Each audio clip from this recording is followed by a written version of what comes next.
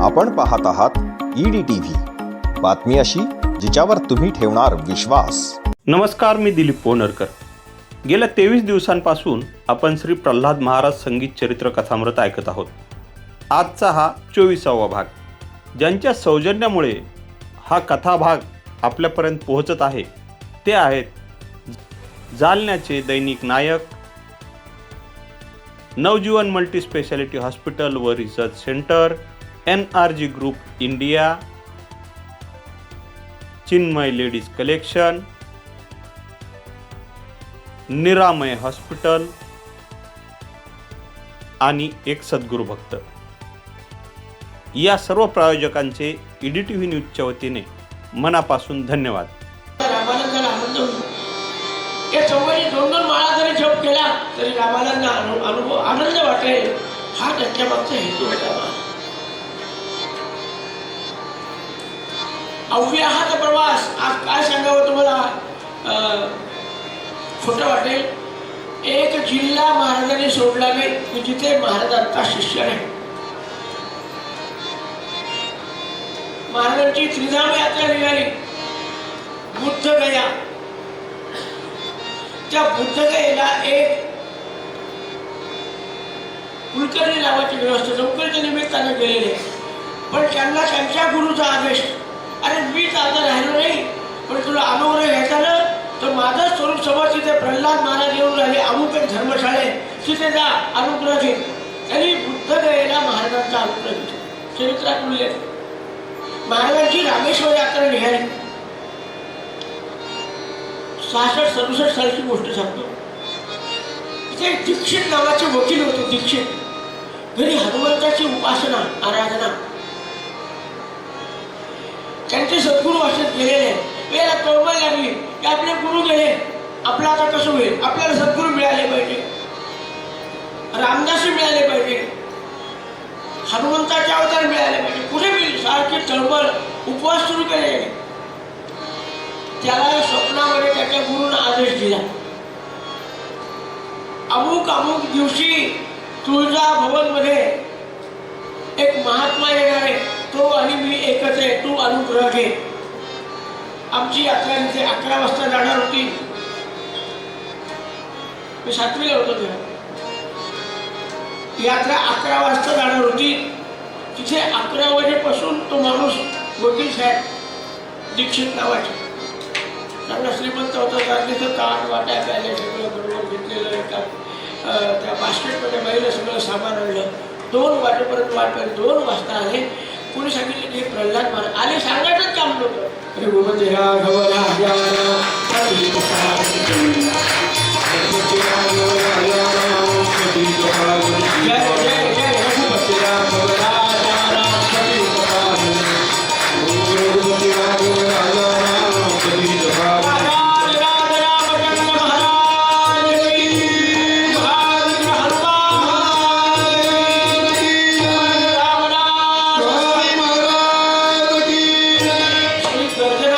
लक्षात आलं माझ्या गुरुने सांगितलेले महात्मा आहे।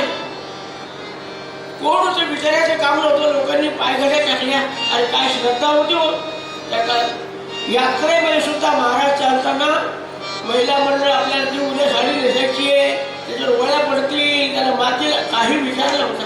महाराज चालले ना, आपलं लुगडं आपली साडी टाकायची, त्याच्यावर महाराज त्यांनी पाहिलं इतके लोक त्यांना हात घालायला, हेच महात्मा असले पाहिजे। ते आला की साष्टांग नमस्कार, हो आपण गुरुजी आहेत का, इथं सर्व देवाची पूजा करायला आला। महाराज देवाची नाही आपली, आपलं नाव प्रल्हाद महाराज, साताशे, हो मला अनुग्रह आहे। सगळे संयोजक मंडळी म्हणली की तो तुम्हाला कसं समजलं, कोणी नातेवाईकांनी कळलं का नाही। त्यांनी आपली खरी वस्तुस्थिती सांगितली। महाराज म्हणले मी स्नान करतो आणि येतो। ते म्हणले महाराज तुमच्या सांगायला काय करायचं स्नान, बसा आणि मला अनुभव नाही। काय महाराजांचे व्यवहार पाळत होते। सपपूत जीवन आहे, पण स्नान केल्याशिवाय, रामानंदाचं तीर्थ घेतल्याशिवाय, पाणी पिले नाही, त्याला अनुग्रह दिला नाही। दुपारी 4 वाजता अनुग्रह दिला। काय होते महाराज, संप्रदायाचा अभिनय भेटले कोणाचे, तुमच्या गुरुचं काय झालं, पहिले गुरुनं काय केलं, लाच मारली का, काही पंचायती नाही। आला ना रामानंदाने अनुग्रह दिला पाहिजे. फिरता फिरता फिरता घरात 68-69 सालची गोष्ट आहे.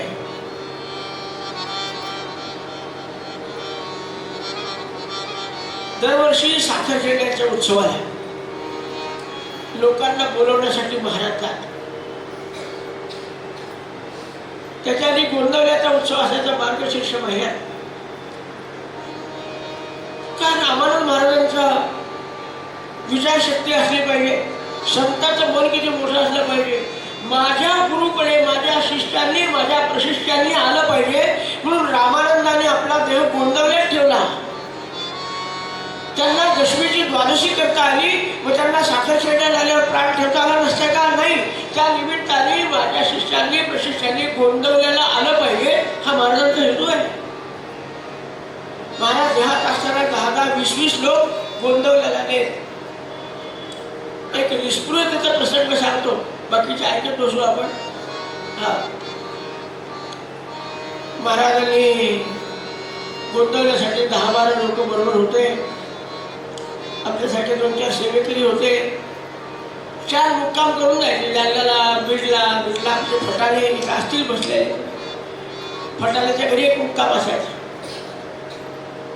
सोलापूर, तुळजापूर, पंढरपूर, पंढरपूरला कुलकर्णी होते, त्यांच्याकडे मुक्काम असायचा. आणि मग महाराज गोंदवल्याला जायचे.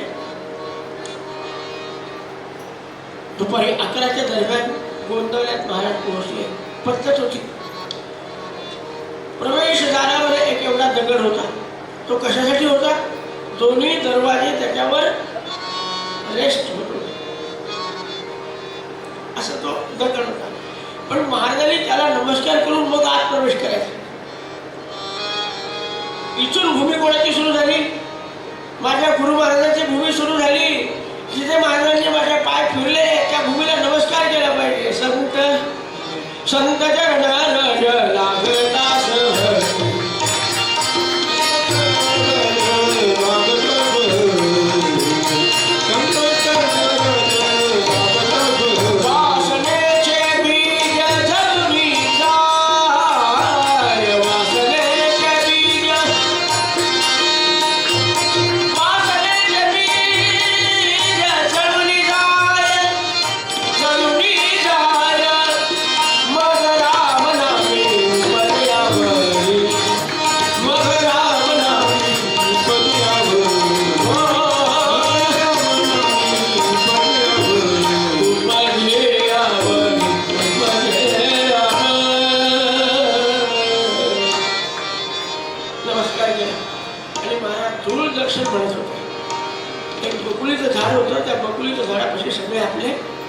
साहित्य ठेवायचं स्वतःचं, आमच्यासारख्या शिष्याचं.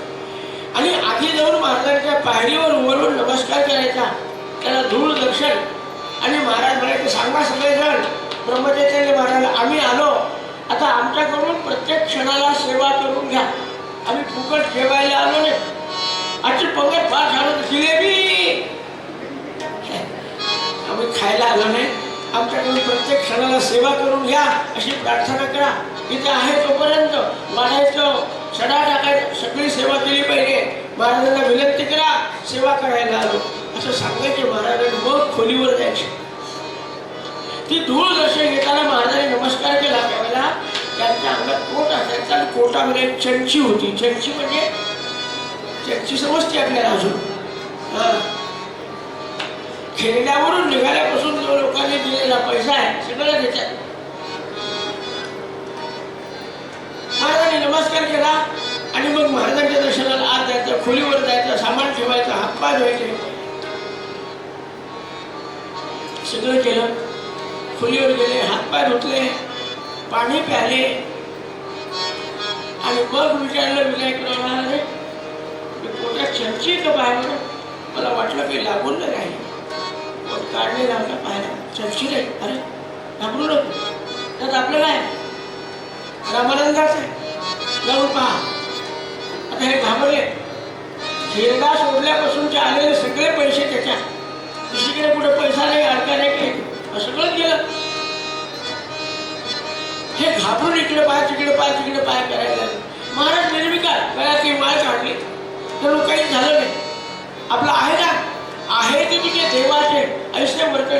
ते महाराज घाबरत घाबरत गेले, इकडे पहा तिकडे पहा. ती छंची खूप दिवसांनी वापरून काळी काळी काळी पडली. कोणाच्या तरी पायानं त्या दरवाजाच्या कोपऱ्यात जाऊन पडली. हल्ली एकटीनच पडली. हे पायासारखी नव्हती म्हणून लोकांनी पाहिली नाही. आमचे विनायकराव जेव्हा पाहायला गेले तेव्हा ती त्या दरवाजाच्या चौकटीमध्ये अशी अडकून पडलेली दिसली. त्यांनी उचलली, धावत धावत आले आणि मोठ्या आनंदाने महाराज महाराज म्हणजे सापडली ना ठेवून एवढं वाईट वाटायचं, आनंद करायचं काय काम आहे. सुखस्य दुःखस्य नको पिदाता परवतनाती ती कुमुद्दे आहे ते रामानंदात आहे. त्यांना सांभाळतील वाटायचं तर वाटू शकतील आपल्याला. काय निष्पृहता आहे महाराजांची आमची.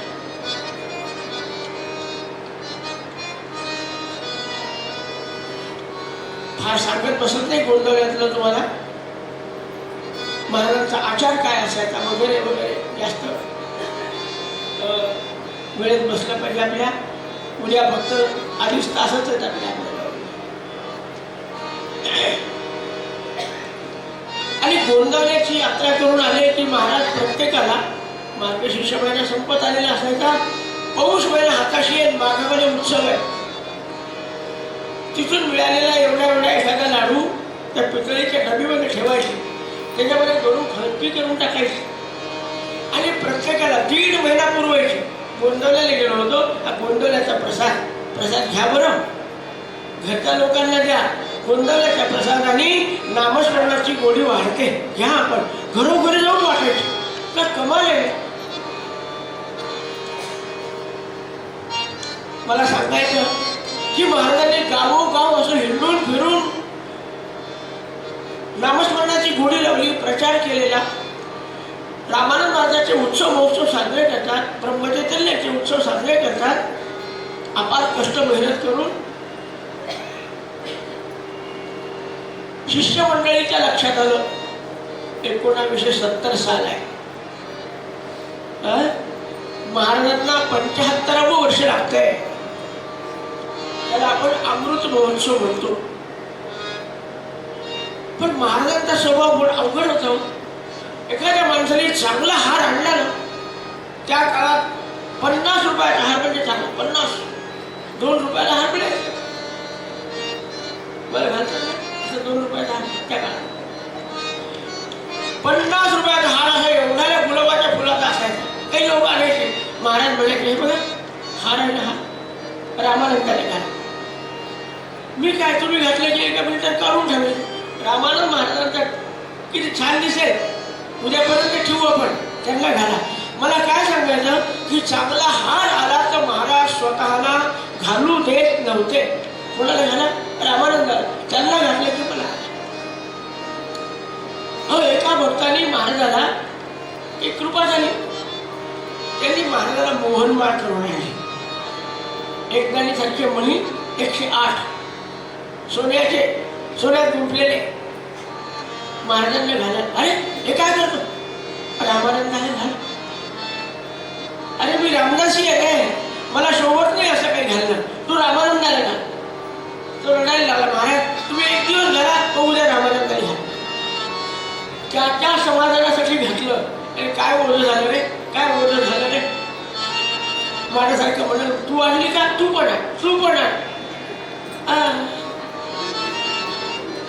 रामानंदाला आणलेली प्रल्हाद महाराजाला आणलेली मोहनमाळ, सोन्याची माळ रामाला घालायचे. असे महाराज आपला 75वा वाढदिवस साजरा करून दिली का सगळं एकमेकांशी चर्चा. महाराजांना परवानगी कशी करायची. काही जुने लोक होते ते म्हणजे बघा तसे आपले महाराज असं ऐकणार नाही. पण आपण जर म्हणलो की महाराज आम्ही 13 कोटी जप करणार आहे, आम्हाला जपाच्या सांगण्यासाठी यज्ञ करायचा आहे, वैदिक बोलवायचे, शास्त्री बोलवायचे, कीर्तनकार बोलवायचे, प्रवचन, तर महाराज परवानगी देते. पण आपल्याला त्यांचं सांगावं लागेल ना. मग त्या वेळेवर त्यांनी आंघोळ घालू दिली नाही, बंगलीत बसले नाही, वाजंत्री लावून दिली नाही, तर मग आपली पंचायत होईल ना. मग प्रल्हाद महाराजांनी ऐकलं पाहिजे म्हणून काय करायचं. एखादी गोष्ट रामाला करायला लावायची असेल ना तर त्या काळात लोक लक्ष्मणाकडे जायचे. लक्ष्मण भैया रामाला सांगा. आणि लक्ष्मण असं अचानक येऊन उभं राहिले की राम म्हणायचे का रे लक्ष्मण काय विशेष आधीमध्ये झाला. नाही रामा यांचं असं म्हणणं आहे आपण ऐकून घ्या. बरं बरं घेऊन म्हणजे लक्ष्मणाची परवानगी असली तर राम कोणाचं ऐकायचे. तसं आमच्या प्रल्हादाचा लक्ष्मण कोण होता त्यांचं नाव आहे पुरुषोत्तम भाऊ किंबहुले. महाराजांचे भाऊ होते लहाने भाऊ सख्खे दत्तक गेले होते म्हणून किंबहुले झाले होते. लोक मेहकरला गेले भाऊला जाऊन नमस्कार केला आणि भाऊच्या कानावर घातलं महाराज भाऊ आम्हाला महाराजांची परवानगी घेऊन द्या अमृत महोत्सव साजरा करायचा.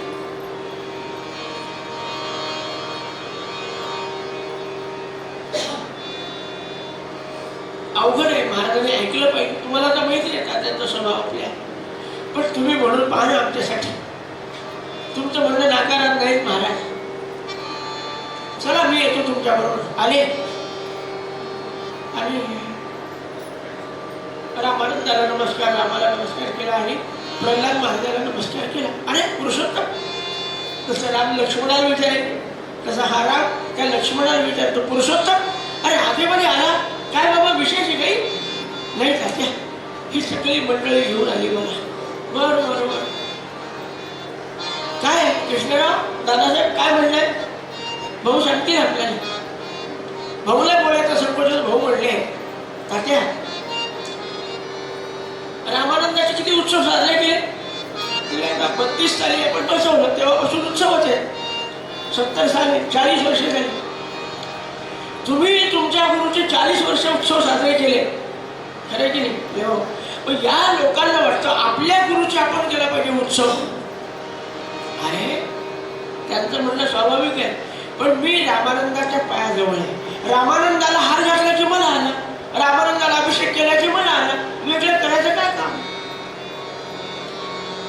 तात्या प्रत्येक शिष्याला आपल्या गुरुची काहीतरी सेवा करावी वाटते. आता तुमचं काहीच करणार नाही. यज्ञ करणार जप करणार कीर्तनकार बनवणार प्रवचन करणार रोज हजारो लोकांचं अन्नदान होणार आपल्या साखर शिल्लक. अरे असं आहे ना. हे बघा माझं स्तोम करू नका माझे फोटो कुठे लावू नका पावती पुस्तकं छापू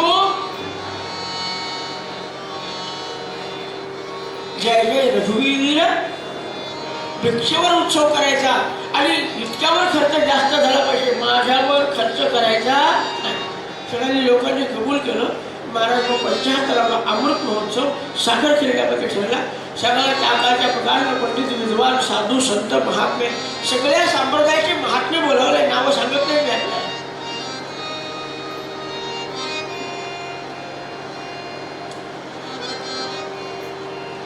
या साखर खेळला संतांची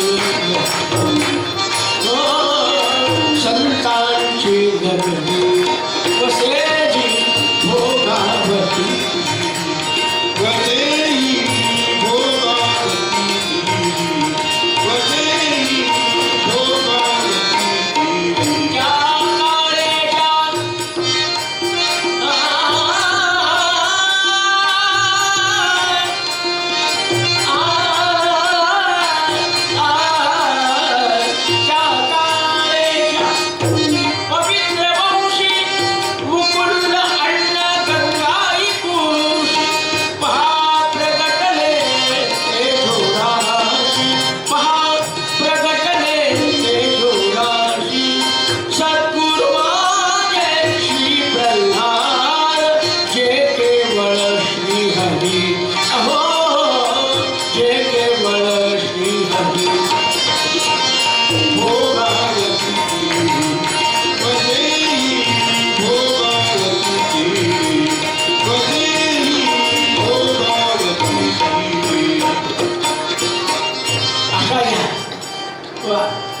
अशा या भोगावती नगरीमध्ये परमपूज्य प्रल्हाद महाराजांचा अमृत महोत्सव त्या निमित्ताने ऋग्वेद स्वाहा त्या निमित्ताने 13 कोटी जपाचे सांगत जिकडे तिकडे लोक फिरायला लागले सांगायला लागले.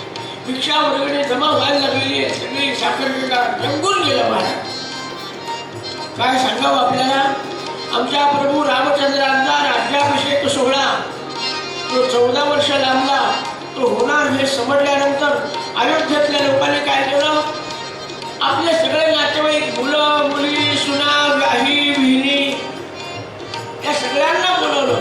तसं आमच्या सासर जिल्ह्यामध्ये प्रत्येकाच्या घरोघरी गर्भस्थ भरून पाहुणे, रस्त्याने चालता येणार नाही एवढी गर्दी. या सगळ्यांमध्ये जास्त आकर्षण कोणाचं होतं आणि हजारो तारका असल्या तरी चंद्र तसा शोभून दिसतो आमचे प्रल्हाद महाराज. एक खाली शवळं घेतलेलं आहे, वर एक शाल घेतलेली आहे, हातामध्ये माळ आहे, निवांत बसले. उत्सव कोणाचा आहे? लोकांच्या दृष्टीने प्रल्हाद महाराजाचा आणि प्रल्हाद माझ्या दृष्टीने रामानंदाचा. मी त्यांचा सेवक आहे. 3 दिवस सकाळी 9 ते 12 पर्यंत हवन व्हायचं. 12 वाजता नैवेद्य आरती प्रसाद व्हायचा. पंक्तीच्या पंक्ती 4 वाजेपर्यंत जेवणच चालायचं. मग 4 वाजता प्रवचन असायचं. आज प्रवचन होतं पाचलेगावकर महाराज. तुम्ही पाहिले असतील पुष्कळ लोकांनी, मी खूप वेळेला पाहिले. त्याचे बुक्के खाल्ले मी पाठीत माझे, म्हणून माझी पाठ एवढी लिंबर आहे. कंबर दुखते पण पाठ नाही दुखत. ते पाचलेगावकर महाराज म्हणजे कडक स्वभावाचा आम्हाला. 2-4 साप गळ्यामध्ये असायचे, बाकी पेटाने असायचे. उभं राहिले त्यांचा असा हात अशी बोलायची पद्धत. भाग्यवान आहे तुम्ही, साखर खेळण्यातली मंडळी भाग्यवान आहे. कोण आहेत आपले प्रल्हाद महाराज माहिती आहे तुम्हाला?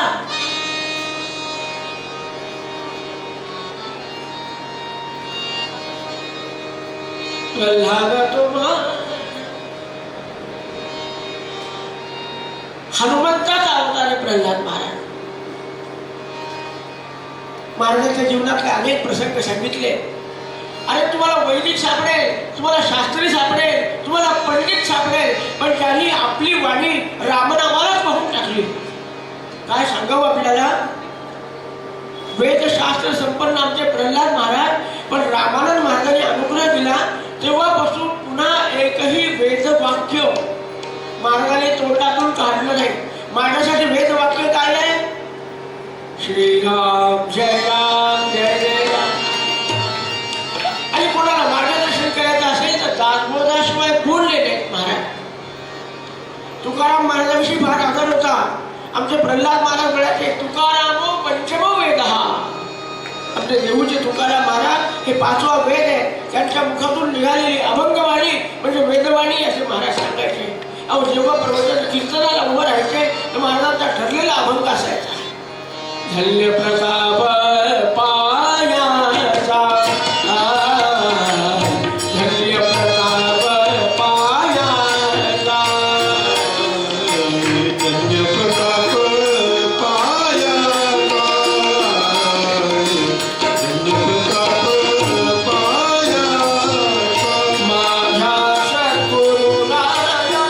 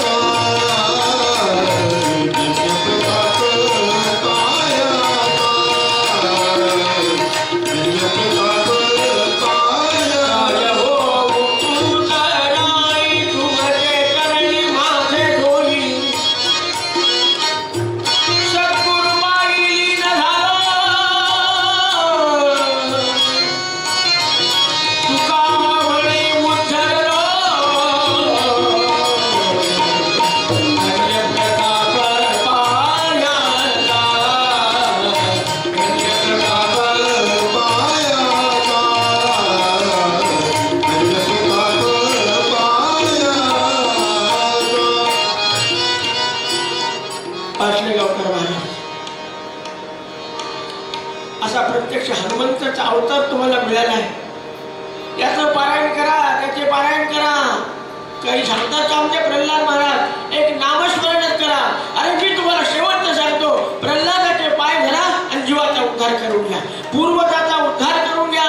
जे प्रल्हाद महाराजाच्या पायावर पडतील, त्यांनी दिलेलं नामस्मरण करतील, यमाची हिंमत होणार नाही. तुम्हाला नरकात द्यायची पुढे न्यावं लागेल.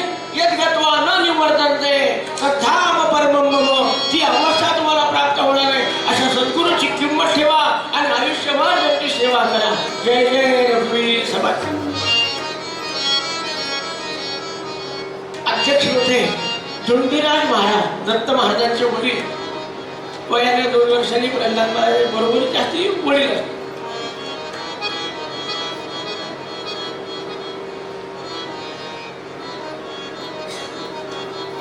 त्यांनी सांगितलं, पाटणगावकर महाराज म्हणाले हनुमंताचा अवतार आहे.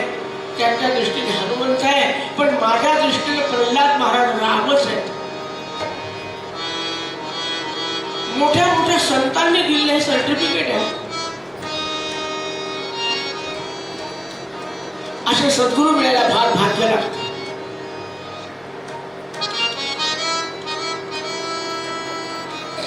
तुम्हाला सद्गुरू मिळालेले आहेत. त्यांच्या इतक्या साधा सोपा संत मी पाहिला नाही. काय सांगतो, अनुग्रह घ्यायसाठी लोक आहेत. महाराज अनुग्रह घ्यायचा होता, ठीक आहे. काय काय तयारी लागेल? काहीच नाही. इथे पंचपाळा आहे. स्वयंपाकघरातून तुम्ही वाटीत साखर आहे ना, आपल्या स्वयंपाकघरातून रामानंद महाराजाला नैवेद्य दाखवा, अनुग्रह घ्या. इतका साधा महंत नाही पाहायला मिळाला. एक तुम्हाला सांगतोच, गोष्टीत गोष्ट. औरंगाबादला एक रिटायर्ड SP होते. त्यांचे भाऊ कोर्टात होते. अतिशय प्रामाणिक होते. म्हणजे कोर्टातली नोकरी असून पहिल्या काळात सुद्धा प्रत्येक डिपार्टमेंटमध्ये चांगले चांगले माणसं होते. बिचारीने कोर्टात त्यांनी पैसा खाल्ला नाही. मुलांचे लग्न, मुलीचे लग्न याच्यामध्ये पैसा त्या सगळे लावून ठेवलेला. पण गडबडमध्ये एक राहिलं, अनुग्रह घ्यायचा राहिला. आणि तेव्हा प्रल्हाद महाराजांचा परभणीमध्ये उत्सव साजरा झाला होता. एक 82वा उत्सव झाला. त्यांच्या बायकोने सांगितलं, हो इथे प्रल्हाद महाराज आले. कुठले प्रल्हाद महाराज? कोर्टातला माणूस म्हणजे. तुम्ही वकिलाकडे जा खऱ्या. इथे वकील असतील तर पहिल्यांदा नमस्कार. पण त्यांना जर विचारलं ना, अनुग्रह घ्यायचे. कोण प्रल्हाद महाराज? कोण? असा चेहऱ्याचा हिंदुस्थानचा पाकिस्तान करून टाकतील. अरे चरित्र वाचता नाही बाबा, आली जाणून ये ना प्रल्हाद कोण आहे. कोण प्रल्हाद महाराज? मला अनुग्रह घ्यायचा नाही. खूप संत पाहिले. तुला माहिती नाही का, आपण यांच्याकडे गेलो होतो. काय मागितलं त्यांनी? 500 रुपये आणा. त्यांनी काय सांगितलं? दोघांना जोड आहे ना. त्यांनी काय सांगितलं? आपल्याजवळ एवढा पैसा नाही. जेव्हा पैसा येईल तेव्हा एखाद्या संताकडे जाऊ. ती म्हणली, मी माहिती काढली, जवळच्या लोकांना विचारलं, प्रल्हाद महाराज पैसा मागत नाही. 1 रुपया ठेवला तरी चालतो.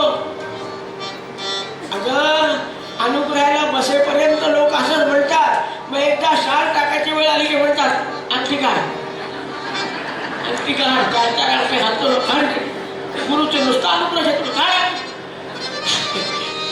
बायको म्हणली, अहो असं काही नाहीये, तुम्ही या का खरी या. त्या महाराजांनी मला 1 रुपया तरी मागितला, मी पळून येईल. ते संकल्प घेतलं, मला कोर्टातला माणूस. खरीच परिस्थिती नव्हती बिचारायची, पण अनुग्रह घ्यायचा होता. महाराजांनी बसवलं. पूजा झाली तरी काहीच मागत नाही. शेवट वेळेला महाराज म्हणले, आता तुम्ही आणले का श्रीफळ, नाही तर सुपारी घ्या, नाही तर खारीक घ्या. नाही महाराज नारळ आहे. त्यांनी नारळ घेतलं. बायकोजवळ 1 नारळ दिलं. अरे नवरा बायको आहे ना तुम्ही, पण दोघांचे 2 नारळाची गरज नाही. उगाच तुम्ही 5 रुपये वाया घातले. पहिल्यांदाच त्याची श्रद्धा होती. नारळ सुद्धा 2 मागितले. पहिल्या गुरु ना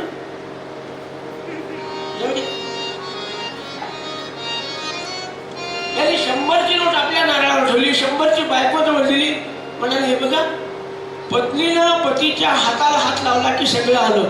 ही 100 रुपयाची नोट राहू द्या, तुम्हाला घरी जायला प्रवासाला कामी येईल. ही 100 रुपयाची नोट ठेवा, एवढी गरज नाही पण ठेवली, गुरुला अर्पण करा काय. आणि मग त्याला इतकी श्रद्धा बसली महाराज, सगळं कुटुंबाच्या कुटुंब. मला काय सांगायचं, आमुची प्रतिज्ञा ऐशी, काही न मागावे शिष्यासी, आपुना मागे जगदीशासी भजन जावे. 1 रुपयाची अपेक्षा न ठेवता तुम्ही 1 माळ जप करणार का, मग अनुग्रह घ्या. और एकच असेल. हे पहा, महाराज नियम फार सोपे सांगायचे, थोडे सांगायचे, ऐकायला सोपे पण पाळायला अवघड असायचे. गंमत सांगतो तुम्हाला.